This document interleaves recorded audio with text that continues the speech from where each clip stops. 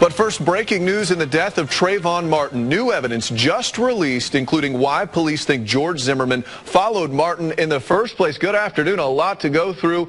I'm Matt Austin. We're still going through this evidence right now as we speak. In fact, our chief investigator, Tony Pipitone, joins us now.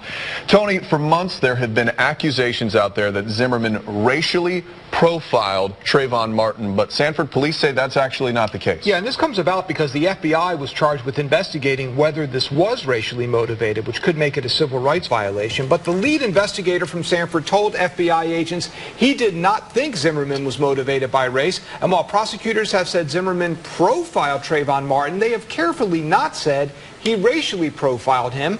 Others, though, have made that assumption, but Sanford's lead investigator said he did not think that was the case. Instead, Chris Serino said he thinks Zimmerman was suspicious because of what Trayvon was wearing, the hoodie.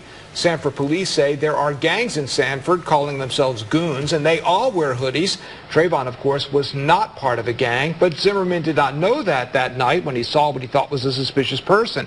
Serino described Zimmerman as, quote, overzealous, and as having a, quote, little hero complex, and as a, quote, soft guy, but not a racist. One thing that does come out in today's discovery, more evidence Zimmerman has changed his story as to why he got out of his vehicle in the first place that night. He has said to investigators he got out to get a street address so he could accurately report his location to police. But in statements made in the hours and days after the shooting, Zimmerman says what prosecutors have believed all along. He got out of the car to try to find and follow Trayvon Martin.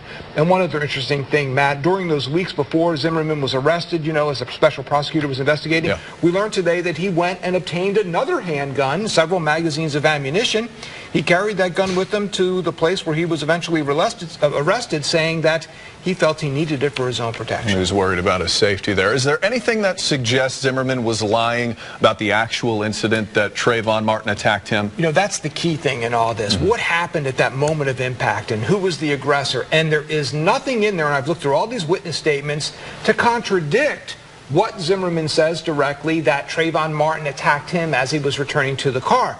Of course, there's nothing in there to support that either, other than Mr. Zimmerman's own statements. All right. Very interesting stuff. Tony Pipitone, we know you have more to go through. Thank you very much. Our coverage continues online. We're putting all the evidence on clickorlando.com. You can find it under the top stories section, as well as a special section right at the top of the homepage. Tony will have much more coming up tonight at 5.